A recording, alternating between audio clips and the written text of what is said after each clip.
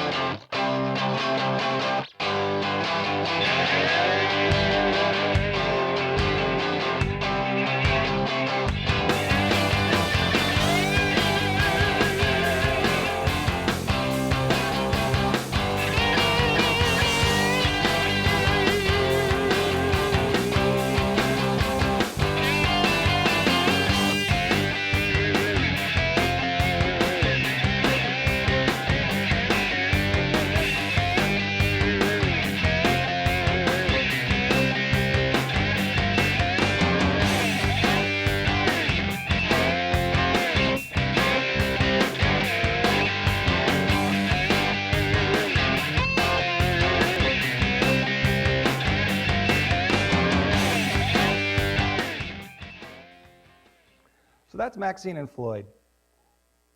Maxine and Floyd started out 25 years ago. Maxine was a character in the shoebox card lines. Since then, she's moved into books, calendars. She also has a daily cartoon on Facebook. Here's today's cartoon. This has been up since last night. Right now, it has about 10,000 likes. And we have 400,000 plus Facebook fans. Now, they're great characters. They come with their own history. Their personalities are very well defined. When I came to Hallmark, I needed to take these guys into animation and tell larger, broader stories with them. We started out with ecards.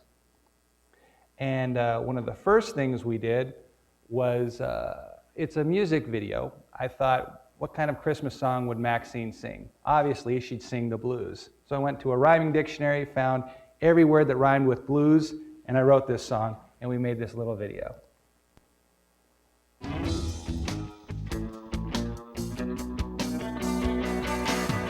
Gingerbread and sugar plums and lights all aglow. I'd like to get away from it, but my car is buried in snow. If you ask me my favorite holiday, well, this isn't the one I choose. Not even in the top 10. Okay, 5. I got them crabby Christmas blues. Oh, my hot flashes are gone. Gotta tidy up the place. I've got relatives coming to stay. I tell them they're not welcome, but they still come anyway. Well, I tried to put my lights up, but I think I blew a fuse. Try it again, Floyd. No, not that one. Oh, I got them crabby Christmas blues. Now, what have we learned today? That's right, electricity can hurt Mama. So if you see the big man putting presents under your tree, just sneak up behind him and give him a wedgie for me. I'd like to do it myself. Oh, you know that I would. But instead, I'm gonna snooze all the way through New Year's. Yeah. I got them sleepy, crabby Christmas blues.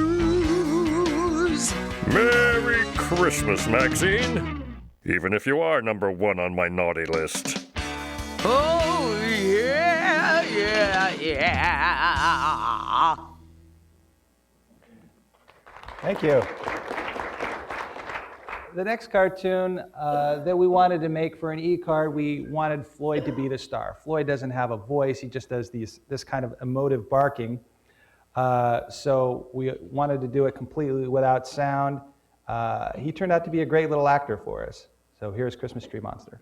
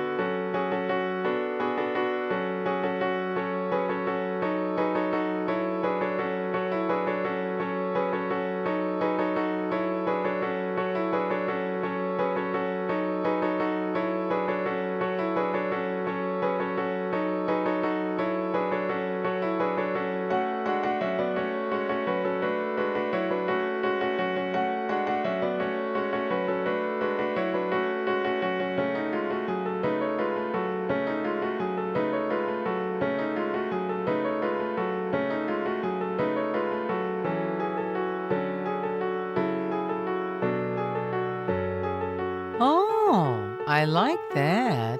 Now just stay there for a couple of more weeks. This all starts with the artwork of John Wagner, who draws Maxine. I came in one morning and I said, Christmas Tree Monster, go. Half hour later, he came up with this sketch that formed the basis of the character. After that, we do a lot of color tests. We clean it up so it's easier to animate, do some backgrounds. This one I created in 3D, and John and I both finessed it. My animation process, I'm going to show you this cartoon first to showcase, and then we'll talk a little bit about how I bring Maxine to life in animation. This is Hula Birthday. Time to offer you the traditional Hawaiian wish.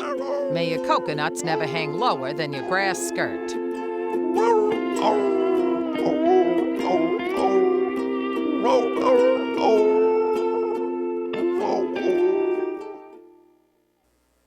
The program I use is After Effects. It's an Adobe product. Maybe some of you have used it.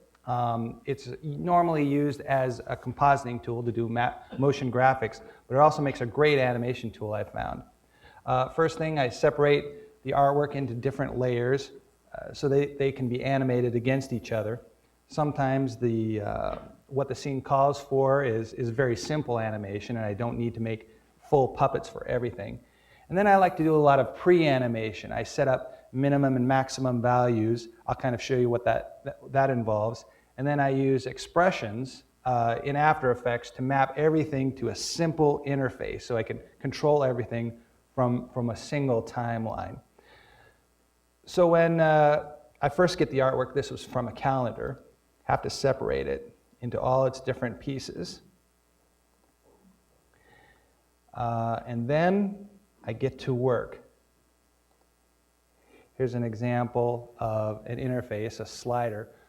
This particular slider is controlling all the phonemes, the different mouth positions that you make when you're in the course of speaking. The higher it is, the more her jaw opens. Here's an A, goes down to, you can do different check boxes to make the F, the V, and then you bring in a little tongue with the L. And then here's my mouse going down to this checkbox. Allows me to do the O and then slide all the way down to an OO. I like to set up things initially so that I can make many different versions of it very, very rapidly, and I don't have to think about it later on. Here's an example of some of the other sliders. This is a rotation on the body, and we warp and distort the hula skirt underneath. The leg can swing independently of the body to give some nice secondary motion when she moves. Also the hair, if she tilts her head, the hair kind of waves in the wind. And then if she wants to pick up her foot, also it kind of flops and gives it a little bit of animated life. And then I'm going to skip ahead. Floyd, we have a similar kind of control. His mouth, the lower values open up the jaw, and the upper values bring it to an ooh. And then we have a lot of stretch and squash in the blink control. Moves the eyebrows as well. Give it that squashy, cartoony look that's appropriate for Floyd. And then on the ears, they can wag back and forth independent of the head. Let me skip forward just a little bit. We have a flop on the hand, and then you control the strum of the hand, all from a single interface.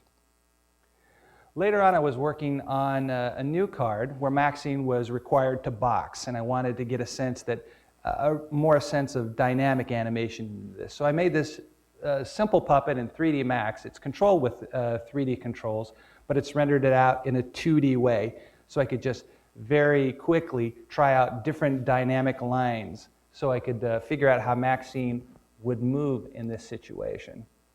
So here's an example of him winding up to run. So then I put boxing gloves on him, and I moved him through all the different poses and actions that Maxine would be required to make during the animation. And then I laid the Maxine puppet over the top, matched to these simple animations, and we get Boxing Birthday. Challenger Maxine goes head-to-head with the undisputed champ, Birthday, in what is sure to be called the fight of the century. Round 1 is just getting underway. You're going down, Birthday. Going down. Ha, hoo, ha, hoo, ha, ha, ha.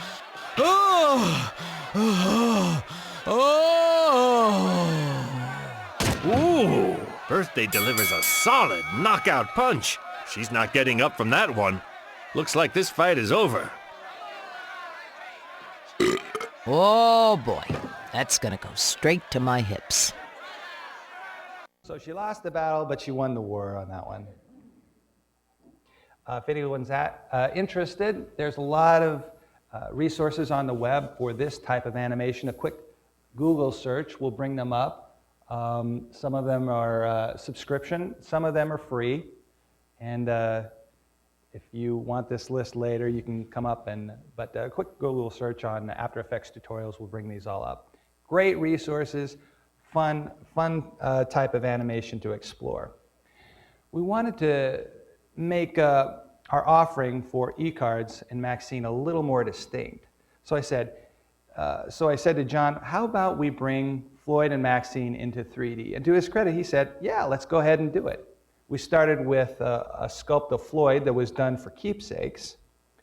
We scanned it into the computer. You'll notice that the data is pretty dense right here, and it's not really separated in a way that would be very great for animation.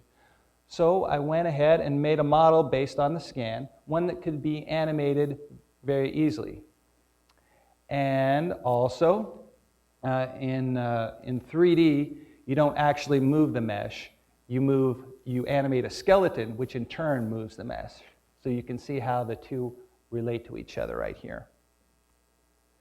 One of the first animations that I did with this new 3D model was Mother's Day Shenanigans.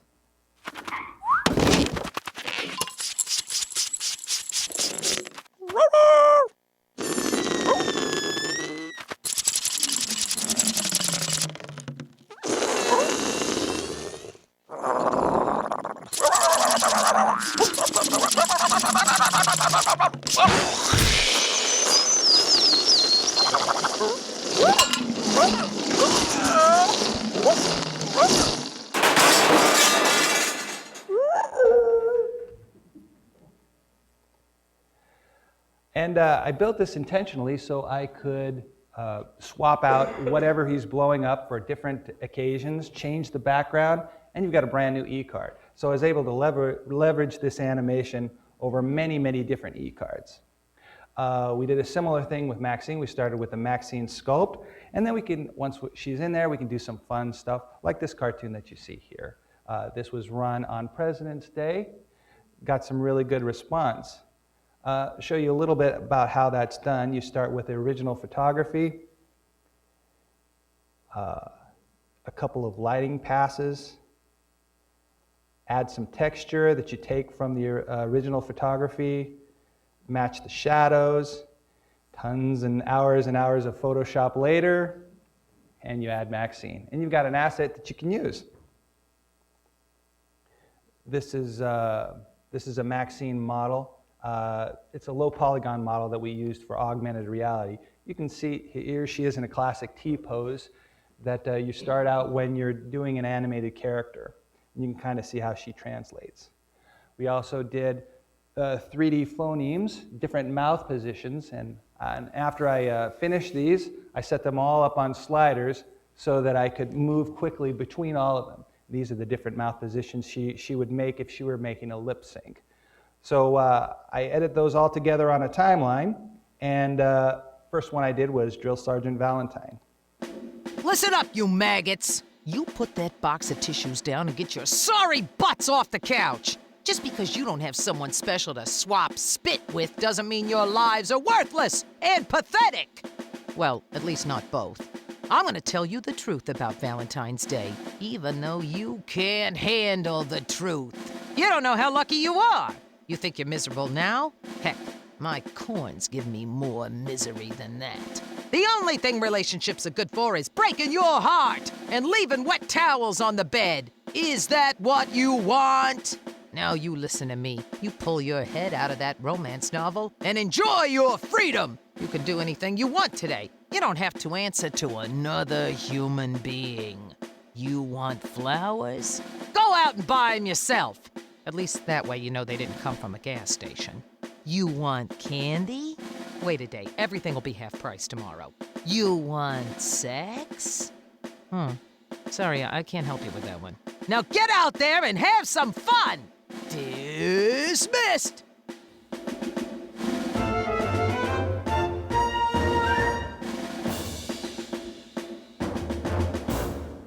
Which brings me to hijinks. I wanted something that was like the Warner Brothers cartoons of old, the Looney Tunes cartoons. I set out and I wanted I set out some different goals for myself when I did this one. I wanted some dynamic action, moving cameras. I wanted some of the cartoon antics that you'd see in a Chuck Jones or Tex Avery cartoon, and I wanted it to be reusable for different occasions. So here's hijinks.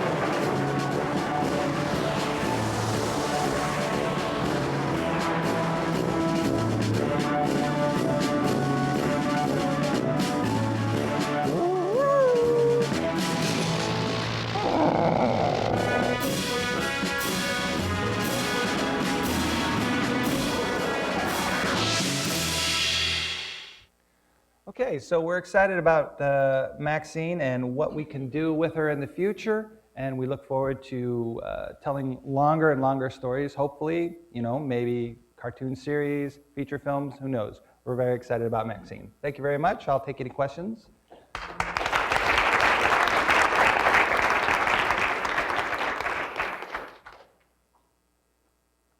Any questions?